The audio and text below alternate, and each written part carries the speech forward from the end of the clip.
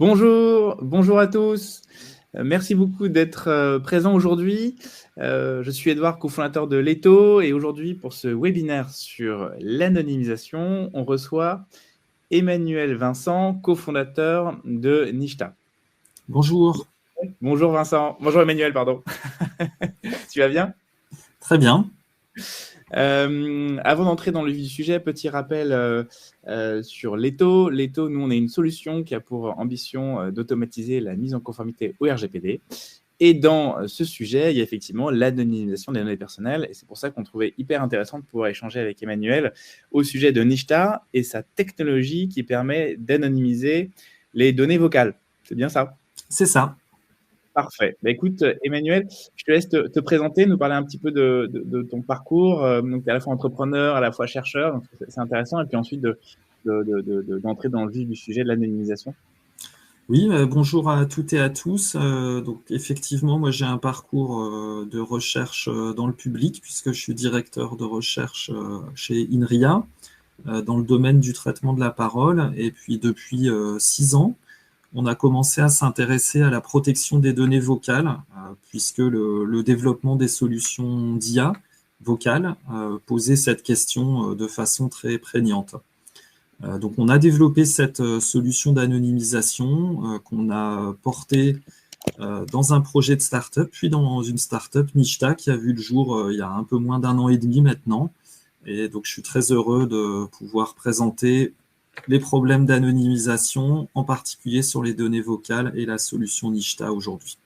Nishta, ça vient de quoi Alors, Nishta, ça vient du sanskrit et ça veut dire le mot privacy en anglais, qui n'a pas vraiment d'équivalent en français. On pourrait dire privacité en sanskrit. Ok, super. Donc, pour démarrer l'échange, tu vas nous parler de ce que c'est que l'anonymisation hein, et les enjeux autour de ça. Oui. Et si vous avez des questions dans le chat, surtout n'hésitez pas à les poser. Et puis, comme ça, on pourra interagir tout au long du webinaire avec vous si vous avez des questions. Emmanuel, je te laisse la parole. Eh ben, c'est parti. Donc, toute la raison de l'anonymisation, c'est pour la protection des données. Donc, il faut commencer par se poser la question pourquoi des données, quelles données et pourquoi faire. Chez Nishta, on travaille dans le domaine des données vocales et dans ce domaine-là, comme dans beaucoup d'autres, analyser les données et les partager au niveau de vos entreprises, ça permet de créer de la valeur. Les données vocales, il y en a beaucoup, par exemple, dans les centres d'appel, dans les grands centres de contact. Il y a plus d'1 million d'heures d'appels par mois qui sont passées. Et ces données vocales, qui peuvent être, en général, sont enregistrées, permettent de créer de la valeur en suivant la qualité du centre d'appel lui-même, donc l'interaction entre les personnes qui appellent et ceux qui répondent, mais en pouvant également extraire de la parole des personnes qui appellent des informations stratégiques pour l'entreprise sur les problèmes que rencontrent ces personnes, sur ce qu'ils désireraient voir comme évolution de produits. En fait, tous les signaux faibles et moins faibles qu'on va pouvoir capter dans la parole qui vont nous permettre d'améliorer le service aux clients. Ces informations, elles peuvent être extraites le plus souvent par des solutions tierces qui vont être génériques. Mais quand on a la capacité de le faire, c'est toujours intéressant de développer des solutions en interne qui vont être spécialisées non seulement à notre secteur, mais vraiment à notre business et extraire vraiment les informations dont on a besoin. Et donc ça, c'est vrai dans plein d'autres domaines qui ne sont pas forcément des données vocales, ça peut être des données textuelles, ça peut être des images, toutes sortes d'interactions possibles avec les clients et y compris entre les collaborateurs au sein de l'entreprise, c'est intéressant à analyser. Donc cette belle vision, en pratique, se heurte à un certain nombre de contraintes légales et pratiques qui sont que lorsqu'on collecte des données auprès des clients, lorsqu'on récupère des données plus largement sur Internet, ça peut être par exemple sur les réseaux sociaux, toujours pour suivre des signaux faibles, ou lorsqu'on réutilise des données qu'on avait collectées précédemment pour des finalités qui n'étaient pas forcément celles de la collecte initiale, eh bien, il va y avoir trois grands problèmes qui sont le plus souvent, ce sont des données personnelles. Donc la voix et l'image étant des exemples typiques de données personnelles et même biométriques, puisque elles sont propres à nous et on ne peut pas les changer facilement. On ne peut pas changer notre visage aussi facilement. Ça peut aussi être des données confidentielles au niveau de l'entreprise. Donc cette fois-ci, quand on échange des messages dans un contexte de travail. Il peut y avoir également parfois, lorsqu'on récupère des données sur Internet, même assez souvent, des problèmes de droit d'auteur. Et donc, pour ces trois grandes raisons, ces données, ça va être dur de les partager avec des tiers, par exemple, pour faire des traitements dans le cloud, a fortiori lorsque ce cloud est hors de l'Union européenne. Et par ailleurs, en plus de cette contrainte de transfert des données, il va y avoir une contrainte de coût dans la mesure où toute violation de données peut entraîner des amendes qui peuvent être assez salées. Et donc, lorsque vous transférez vos données, des données personnelles à un sous-traitant qui va les analyser pour vous, vous allez imposer à ce sous-traitant que si lui est responsable d'une violation de données, il vous indemnise. Et donc, ça va avoir également un coût pour les sous-traitants et un coût pour vous, évidemment, si la violation de données se produit dans votre entreprise. Et donc, toutes ces raisons-là, en fait, ça commence à faire des coûts assez élevés en termes d'amende pour non-respect du RGPD pour ce qui concerne uniquement les données personnelles. Et je ne parle pas du coût qu'il y a pour les données confidentielles, hein, parce que quand des données confidentielles sortent de l'espace confiné où elles devraient être et qu'elles peuvent être exploitées par des concurrents, bah, ça a évidemment aussi un coût pour toutes les entreprises. Clairement.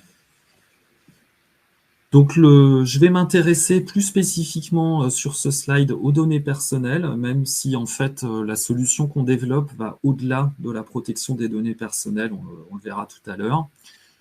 Donc, la loi en Europe pour la protection des données personnelles, c'est le Règlement général pour la protection des données, le RGPD, que je pense que la plupart d'entre vous connaissent assez bien maintenant, mais je vais quand même rappeler, parce que ça va m'être utile par la suite, les grands piliers, les grands principes du RGPD.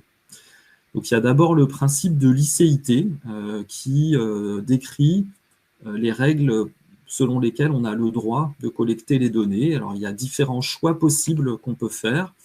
On peut collecter des données personnelles lorsqu'on a le consentement des personnes concernées, qui doit être un consentement explicite et éclairé. Assez souvent aussi, ça peut passer par l'intérêt légitime de l'entreprise qui collecte les données, dans le cas d'un laboratoire de recherche publique ou d'un organisme public, ça peut être l'intérêt public, et ça peut aussi être un contrat qui est passé avec la personne qui donne ces données, par exemple lorsqu'on enregistre de la voix d'un acteur. Donc, ce sont ici certaines des licéités possibles. Un autre grand principe, c'est d'énoncer la finalité ou les finalités pour lesquelles on va collecter les données.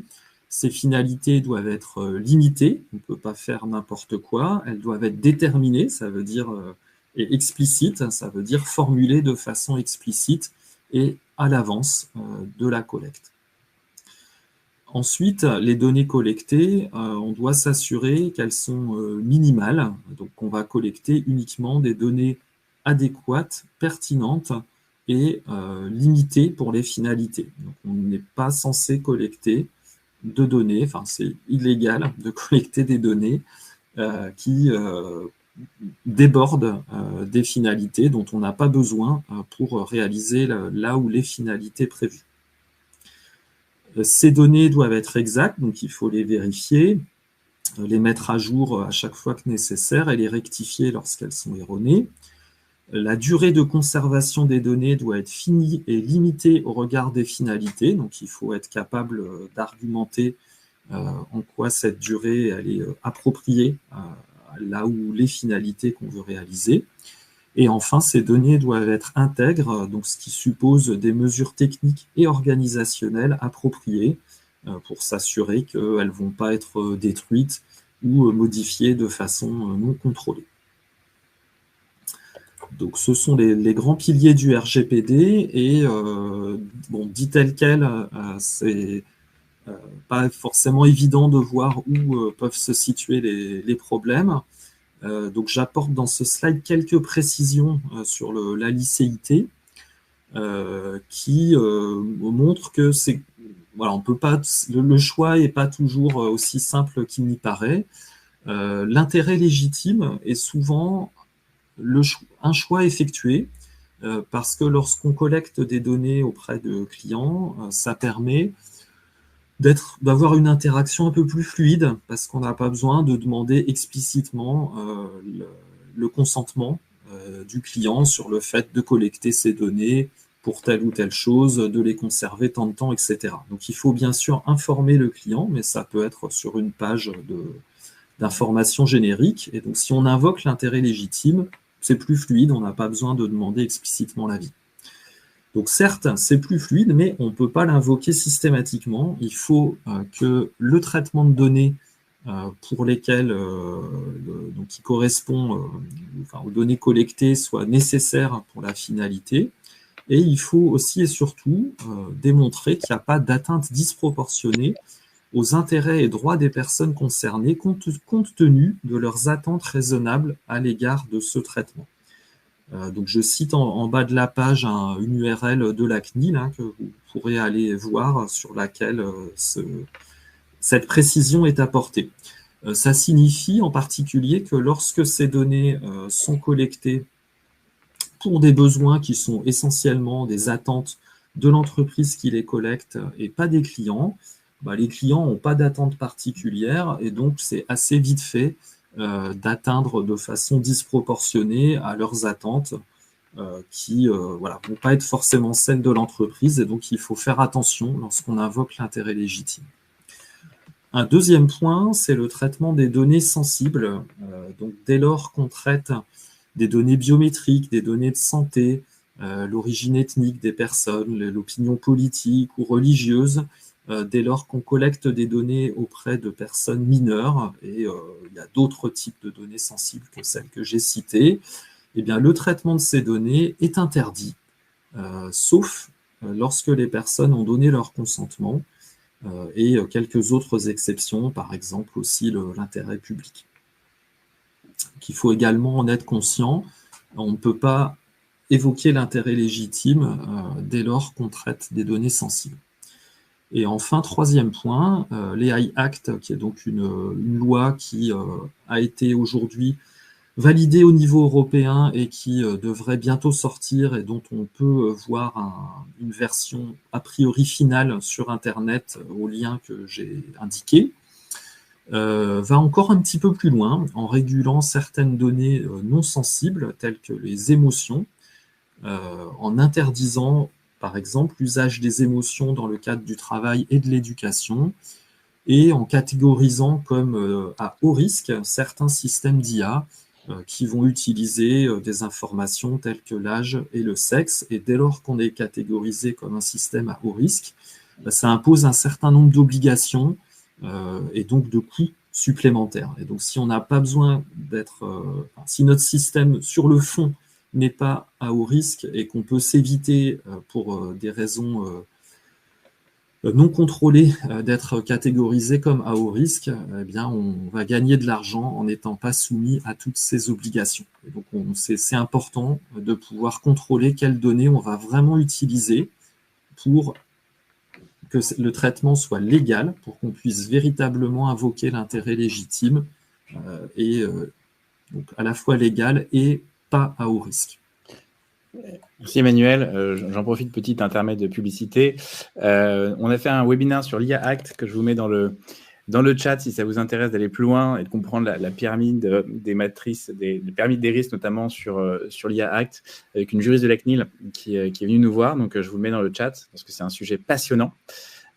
Deuxième élément de publicité, effectivement, avec Leto, vous allez pouvoir justement avoir des informations sur le bon choix de la licéité lorsque vous faites vos traitements de données personnelles notamment. Donc, ça vous aide justement dans votre pilotage à la conformité. Et enfin, Emmanuel, j'ai dans le chat une question qui est la suivante. Si tu es en capacité d'y répondre, qu'entend-on par utiliser l'émotion dans l'IA Act? Est-ce que tu saurais nous dire? Alors, donc il y a alors, j'ai plus en tête le texte exact, mais c'est préciser la définition de l'émotion. Ouais. C'est-à-dire, par exemple, il est précisé que lorsqu'on estime l'état de fatigue d'une personne à partir de données vocales, par exemple, ce n'est pas l'émotion. Hein. L'émotion, c'est vraiment la peur, la joie, la tristesse, la colère, etc. Donc ça, c'est précisé dans le texte. Et utiliser, ça veut dire, alors je ne suis pas juriste, mais selon ma compréhension, ça veut dire que c'est utilisé explicitement. Donc ça peut être, par exemple, un système dans le cadre de l'éducation qui détecterait que l'élève est en colère et qui arrête l'exercice. C'est totalement interdit puisque ça veut dire utiliser explicitement une émotion dans le cadre de l'éducation. Hyper intéressant. Super, merci beaucoup. Si vous avez d'autres questions, n'hésitez surtout pas à les poser dans le chat. C'est hyper intéressant. Merci beaucoup. Hop.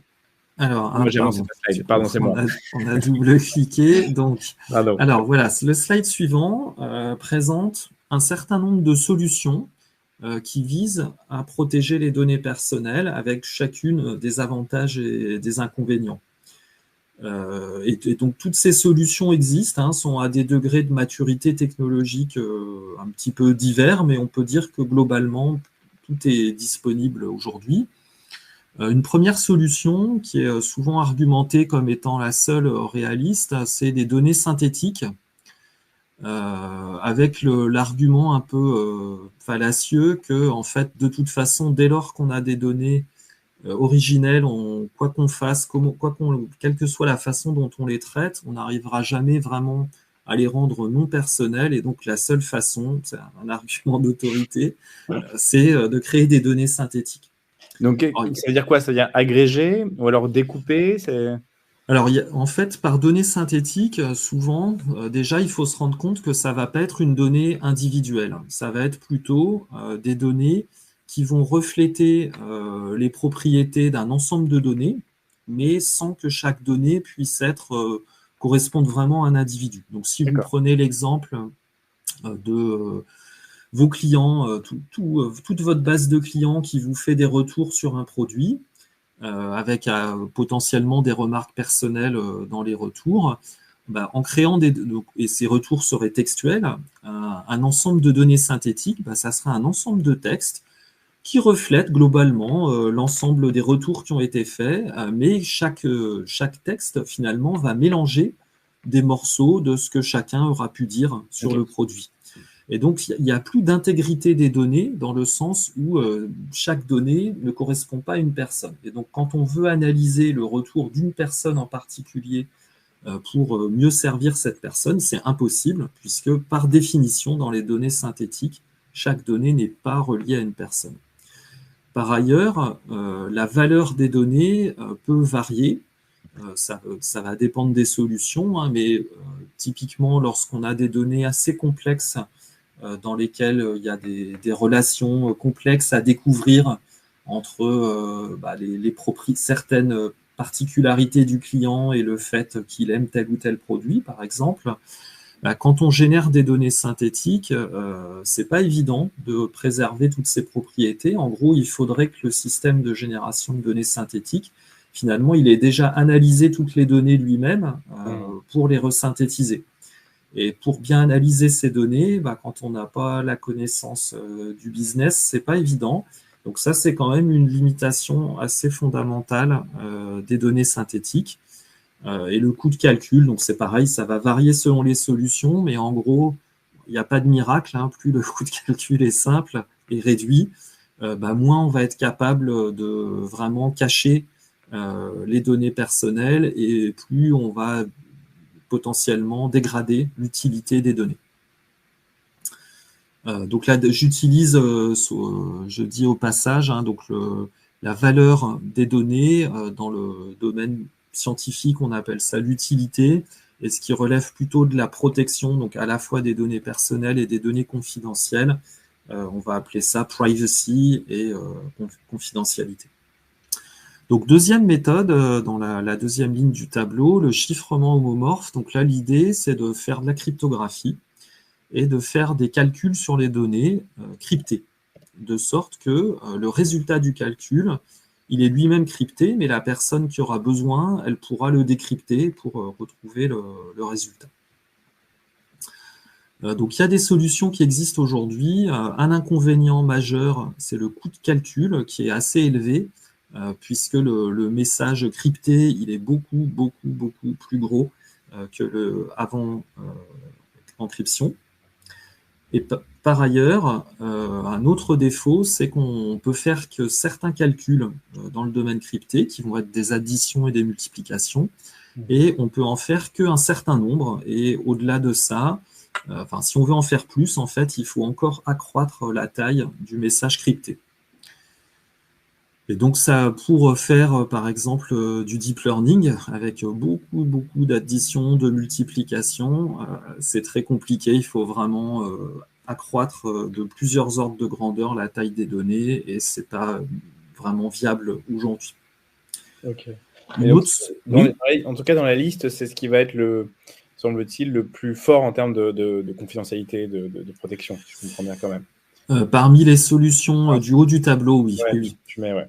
Donc effectivement, si tant qu'il n'y a pas d'attaque existante contre le schéma de crypto qui a été utilisé, ça va fonctionner. Il y a une startup qui a levé 73 millions, je vous la mets dans le chat, qui s'appelle Zama, qui fait ça, qui fait du fully homomorphic encryption. Alors je ne sais pas trop ce que ça vaut, mais en tout cas, le sujet est assez en tendance, j'en semble-t-il, puisqu'il y a des boîtes qui lèvent beaucoup d'argent sur cette thématique. Voilà, donc autre sujet tendance, justement, dans la ligne suivante du tableau, l'apprentissage fédéré.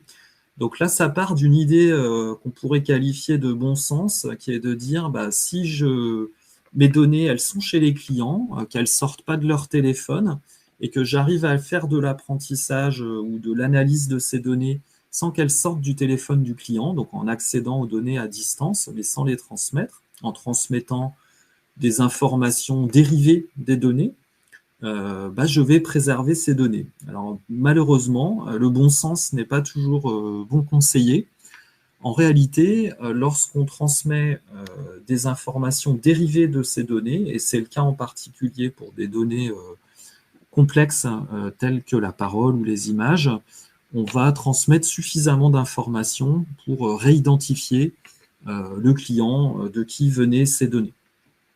Donc ça peut marcher, l'apprentissage fédéré peut fonctionner pour des données relativement simples lorsqu'il y a vraiment beaucoup d'agrégation entre les clients, mais pour des données complexes au niveau protection de la vie privée et donc respect du RGPD, ça ne va pas marcher beaucoup.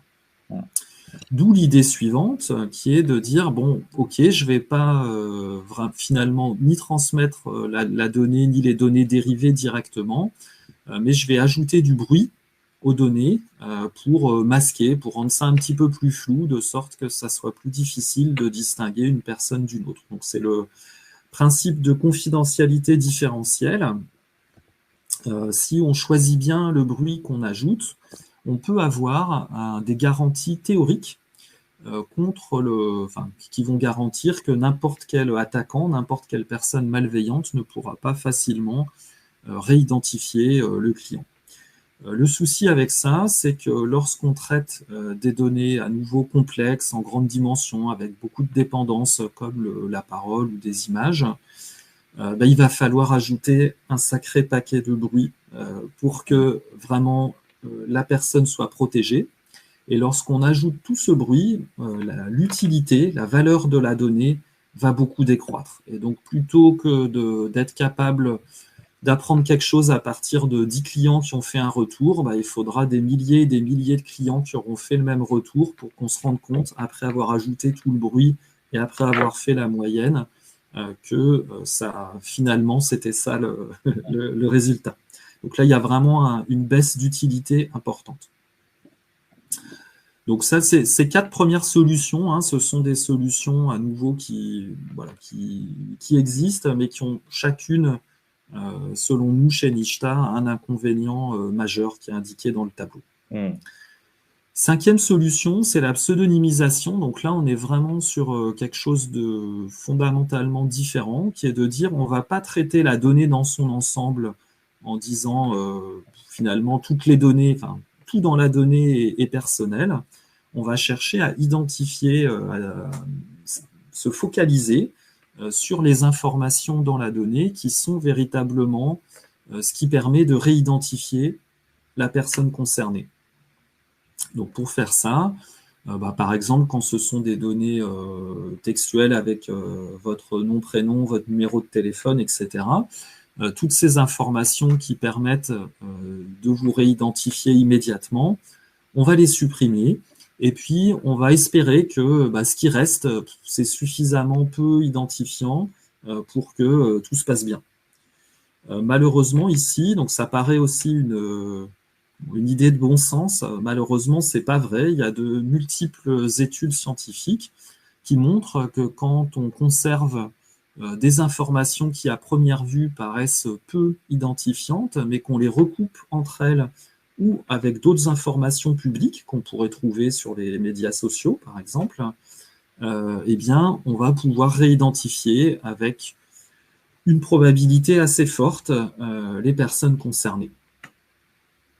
D'où la dernière ligne du tableau, l'anonymisation, qui est, on peut dire, un peu dans la lignée de la pseudonymisation, mais qui va plus loin en cherchant à obtenir des garanties qu'on ne pourra pas réidentifier les personnes concernées. Et donc cette anonymisation, finalement, n'a pas les défauts que peuvent avoir les 5 autres techniques. Ouais, la pseudonymisation, d'expérience chez nous, chez Leto, c'est un grand classique dans les organisations. On pense que ça va faire le job et en fait, souvent, c'est un mélange, il y a une confusion totale entre pseudonymisation et anonymisation. Je pense que tu en parles juste après dans la slide. Tout à fait, voilà. Oui, il y a aussi une technique classique de pseudonymisation lorsqu'on ne veut pas supprimer les identifiants, qui est de les remplacer par un identifiant aléatoire. Et donc cet identifiant a l'avantage qui permet de conserver l'ensemble des retours d'un client, par exemple, comme étant liés au même client. Mais plus on conserve de choses, plus il y a de plus il y a de recoupement possible et plus les chances de réidentification sont élevées. Clairement. Donc effectivement, on en arrive à la définition de l'anonymisation. Emmanuel, je te coupe juste. Je vois le temps qui passe. Oui. Ton info, ça fait 30 minutes. Donc il nous reste Très bien, j'accélère un peu. Ça marche. Ça marche. Donc on en arrive à la définition de l'anonymisation, qui est un processus par lequel on va modifier les informations personnelles de manière à ce que ça soit irréversible, qu'on ne puisse pas réidentifier ni des individus, ni des groupes d'individus de façon directe et indirecte. Et donc pour ça, on va supprimer ou modifier les identifiants qui sont liés à un individu et des quasi-identifiants qui sont liés à des groupes d'individus. Faire ça, ça permet de minimiser les données au sens du RGPD. Ça permet également de supprimer les données confidentielles des entreprises, puisque finalement, c'est un concept qui marche aussi bien pour les données personnelles que confidentielles. Ça permet d'être tout simplement en phase avec la loi, en réduisant les atteintes disproportionnées aux intérêts et droits des personnes concernées lorsqu'on invoque l'intérêt légitime pour le traitement de données. Et puis, ça a aussi un intérêt, au-delà de l'intérêt légal, ça a un intérêt financier, puisque lorsque ces données, lorsqu'il y a moins de données personnelles et même pas du tout, le coût d'assurance lié aux violations de données, il diminue fortement ou voire il diminue à zéro. Ça augmente la confiance des clients qui savent qu'on va utiliser les données de façon contrôlée, raisonnable. Et puis, ça permet enfin d'augmenter la durée de conservation des données et donc d'en extraire plus d'informations utiles pour l'entreprise. Donc, je vais maintenant passer à une phase de la présentation où je me focalise sur les enregistrements vocaux. En fait, dans la voix, les informations personnelles auxquelles on pense naturellement, elles sont dans le contenu verbal. Par exemple, si je dis mon nom et mon adresse. Mais en réalité, c'est qu'une toute petite partie des informations personnelles dans la voix, puisque ma voix elle-même, c'est la mienne, elle est différente de celle d'autres personnes. Elle n'est pas aussi identifiante qu'une empreinte digitale, mais elle est très fortement identifiante, parce qu'avec un échantillon de 1 ou 2 secondes de ma voix, on peut me réidentifier parmi plusieurs dizaines de milliers de personnes avec une probabilité assez élevée, donc qui est nettement supérieure à 50%. Donc ça, c'est déjà une première chose qui est très personnelle et qui nécessite d'être cachée lorsqu'on anonymise. Ensuite, il y a les caractéristiques de la parole elle-même, donc c'est la façon dont je vais parler, le rythme, le débit, la prononciation, etc. Il y a des sons humains non vocaux, par exemple les rires, les respirations, qui peuvent partiellement aider à nous identifier. C'est vrai Et puis, on peut reconnaître les gens par le rire, oui, j'y ai pas pensé, mais... Tout à fait, oui. Ok. Et puis, il y a les sons ambiants, donc selon l'environnement dans lequel on se trouve, il peut y avoir des sons particulièrement identifiants. Et tout ça, ça permet d'extraire des informations sur la santé physique ou mentale, sur des traits de personnalité, sur des troubles de communication, sur l'origine ethnique, le statut socio-économique, sur l'humeur, les émotions, la santé, etc. Et donc toutes ces informations, lorsqu'elles sont reliées à l'identité de la personne, qui encore une fois peut être extraite à partir de la voix, ça devient des informations clairement personnelles et même particulièrement sensibles pour certaines d'entre elles. Donc la solution Nishta va traiter tous ces points-là. Donc c'est une solution qui est, je présente sur ce slide en 2 morceaux. En fait, il y a une partie d'anonymisation de la voix qui va convertir la voix d'une personne dans une voix aléatoire, qui n'est pas celle d'une personne en particulier, hein, qui est, on peut dire, la voix d'une pseudo-personne aléatoire. Cette conversion, c'est vraiment la différence entre Nishta et les autres solutions existantes sur le marché. C'est une conversion qui est irréversible, où il y a des preuves qu'on ne peut pas réidentifier la personne originelle, et par ailleurs, ça va préserver le naturel et l'intelligibilité de la voix. Le deuxième morceau de la solution porte sur le contenu verbal, donc ce morceau-là va identifier les mots dans le texte prononcé, qui sont identifiants ou quasi-identifiants, et soit les remplacer par des balises qui indiquent le type de mot qui était là, mais pas le mot lui-même, soit les remplacer par d'autres mots du même type. D'accord. Donc c'est... Oui. Ouais, donc là, sur l'anonymisation de la voix, on parlait justement du rire, des pleurs juste avant. Ça veut dire que lorsque tu régénères une voix qui va prendre un petit peu la dimension naturelle de la personne, ça va quand même nettoyer un certain nombre de choses qui peuvent être considérées comme identifiables ou spécifiques à la personne, hein, c'est ça? Alors l'objectif général, en fait, c'est de garder tout ce qu'on peut dans l'originel et de supprimer uniquement les choses qui sont identifiantes. D'accord. Donc c'est une solution qui aujourd'hui existe, hein, qui est commercialisée.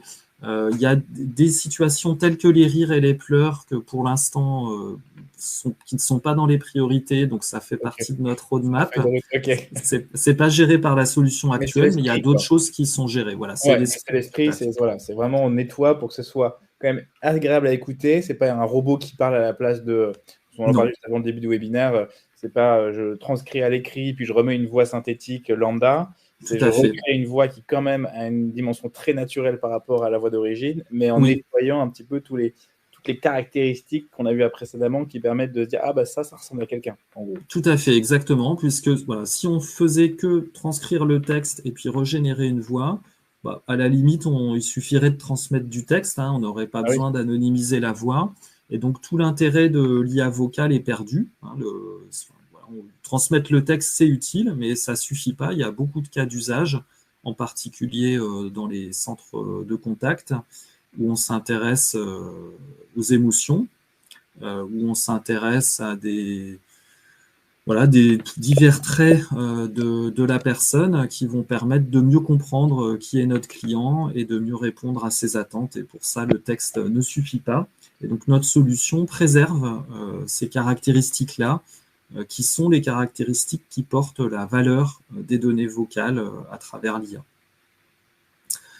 Donc, c'est une solution qui, je redis, hein, qui protège, qui traite à la fois la question des données biométriques, des autres données personnelles et des données confidentielles, qui a été validée en connexion avec la CNIL dans les projets de recherche qu'on traite depuis un certain nombre d'années et sur un plan purement pratique qui est disponible à la fois en SaaS et en on-premise et dans plusieurs langues.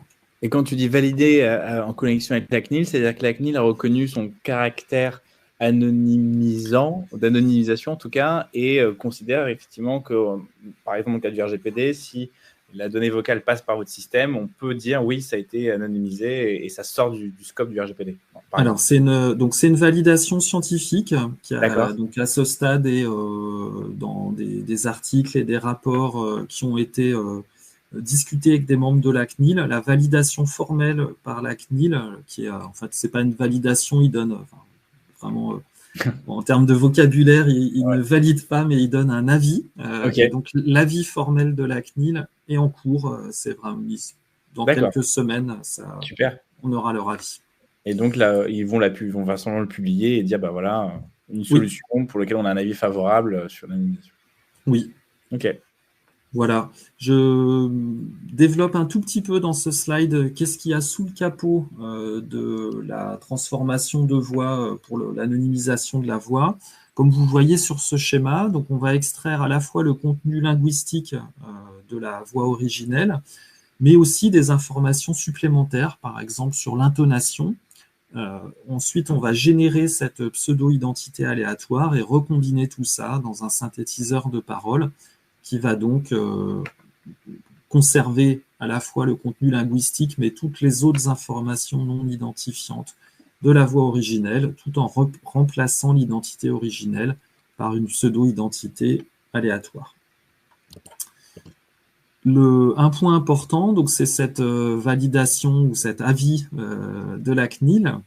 Donc la loi ne précise pas exactement comment évaluer l'anonymisation, et donc chaque autorité de protection des données nationales, mais bon, ces autorités discutent entre elles aussi, hein, ont émis des interprétations de la loi qui indiquent comment ce critère d'anonymisation peut être évalué. Et donc la CNIL s'appuie sur un texte qui date de 2014, qui invoque 3 critères. L'individualisation, la corrélation et l'inférence. Donc l'individualisation, c'est la capacité pour une personne malveillante à isoler des enregistrements qui correspondent à une personne au sein d'une base d'un jeu de données. La corrélation, c'est la capacité à relier entre eux des enregistrements qui correspondent à la même personne. Et l'inférence, c'est lorsqu'on connaît un certain nombre d'attributs d'une personne, à partir de l'observation d'un jeu de données, être capable de retrouver d'autres attributs de cette personne. Et donc, on a validé à nouveau scientifiquement notre solution par rapport à ces 3 critères, et c'est aujourd'hui entre les mains de la CNIL. Bravo. Quelques mots sur les cas d'usage, sauf s'il y a des questions. N'hésitez pas à mettre vos questions dans le chat. Pour l'instant, il n'y a pas de nouvelles questions. Très bien, je continue. Donc, quelques mots sur les cas d'usage. En fait, cette solution d'anonymisation, elle a 3 grandes familles de cas d'usage. Donc, d'abord, c'est la mise en conformité, hein, c'est évident. Dans ce cas-là, ça permet non seulement de ne pas se mettre en danger de procès et d'amende, mais ça réduit également le coût de l'assurance qu'il faut pour se protéger contre les risques de violation des données, que ça soit l'assurance qu'on paye nous-mêmes ou l'assurance que vont payer des sous-traitants lorsqu'on partage les données avec eux. Ensuite, ça permet, comme on l'a dit, de prolonger la durée de conservation des données et donc de faire plus de choses en fait sur les données qu'on collecte en interne pour analyser des trends et puis tout simplement pour avoir la quantité de données dont on a besoin aujourd'hui pour apprendre les meilleurs modèles d'IA possibles sur nos données, sur notre business, plutôt que d'utiliser des données et des modèles génériques. Et puis, troisième grand cas d'usage, c'est sur l'exploitation des données. Donc, ça peut être du partage, de la publication ou de la monétisation qui vont amplifier la visibilité et les revenus qu'on va pouvoir tirer de nos données, des données de nos clients ou internes. Donc, cette solution Nishta, avec le produit qui s'appelle Voice Arbor, permet ces divers cas d'usage à la fois en protégeant les données et en conservant la valeur des données, et donc en permettant des visualisations telles que celles qu'on peut voir sur ce slide. Justine, la solution... excuse-moi, Emmanuel, je te coupe. J'ai Justine qui me demande d'où viennent les données vocales généralement. Alors, donc dans les centres d'appel, clairement, ça vient des clients qui appellent. Il peut aussi y avoir, dans un contexte médical, à l'hôpital, par exemple, des données qui vont être collectées sur des pathologies vocales, ou ça peut être sur des téléphones. Par exemple, il y avait un certain nombre d'applications et d'entreprises qui cherchaient à détecter le Covid en passant un appel. Ce sont des données médicales, voilà. Ok. Voilà, quelques exemples de cas d'usage. Il peut y avoir aussi des données dans les médias ou des données qui sont collectées justement dans le but de développer des IA vocales. Donc cette solution Nishta, elle existe maintenant, elle est commercialisée depuis plus d'1 an. C'est une solution qui répond à de nombreux besoins, mais qui et en constante évolution avec nos efforts de R&D. Donc, on sert déjà quelques langues, mais cette année, on va passer à une solution multilingue qui augmentera beaucoup le nombre de langues disponibles. L'année prochaine, on travaillera sur une solution embarquée qui pourra fonctionner dans vos téléphones. Et puis, l'année d'après, une solution multimodale donc, qui permettra de conserver aussi le lien entre le son de ma voix que vous entendez et l'image de mon visage avec les lèvres qui bougent en même temps que ce que je dis, parce que la multimodalité des interfaces vocales, c'est vraiment une évolution importante à venir. Là, ça me fait penser, quand tu parles de téléphone, une autre source de données vocales, c'est tous les assistants vocaux. Là, j'imagine qu'avec l'IA qui va exploser, tout à fait. Siri, Google, je ne sais plus comment il s'appelle, ça va y avoir des milliers et des milliers de gens qui vont beaucoup plus parler. Et donc là, il y a un enjeu, j'imagine, pour le fournisseur d'anonymiser la donnée, peut-être limite avant qu'elle arrive sur les systèmes, les LLM, quoi, entre guillemets. Tout à fait, exactement. Tout à fait, oui. C'est intéressant. Tout à fait. Ouais. J'ai Sophie qui pose la question, combien de temps peuvent-ils être conservés ? Alors, ça dépend en fait des informations que vous conservez, c'est-à-dire que si les données ne sont pas anonymisées, donc qu'elles restent des données personnelles, ça va dépendre de la finalité. Donc, quand on apprend un système d'IA ou quand on veut analyser l'évolution des retours clients sur une période, etc., on peut définir une durée pour ça. Lorsque les données sont parfaitement anonymisées, ce ne sont plus des données personnelles et donc potentiellement on peut les conserver indéfiniment. Cependant, attention, l'anonymisation elle-même est un traitement et donc il est nécessaire d'informer les clients ou enfin les personnes concernées de ce traitement d'anonymisation. Voilà.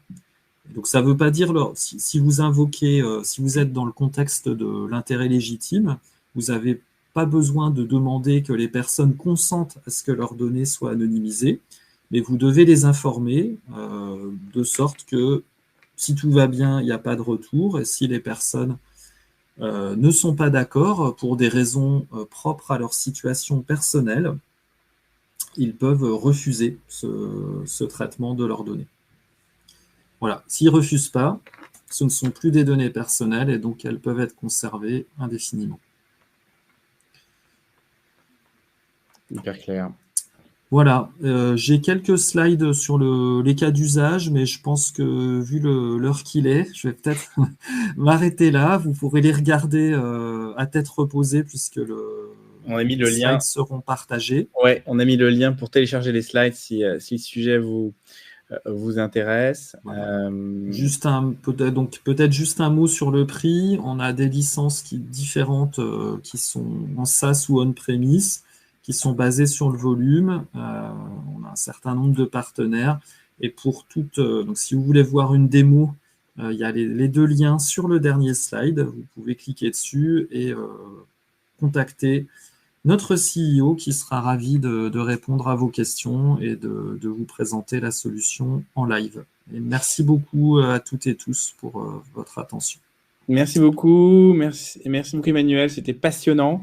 Si vous avez la moindre question, n'hésitez pas à nous contacter ou contacter Emmanuel là, sur les informations qui s'affichent. Vous avez les slides téléchargeables sur un petit lien qu'on vous a mis directement dans le chat.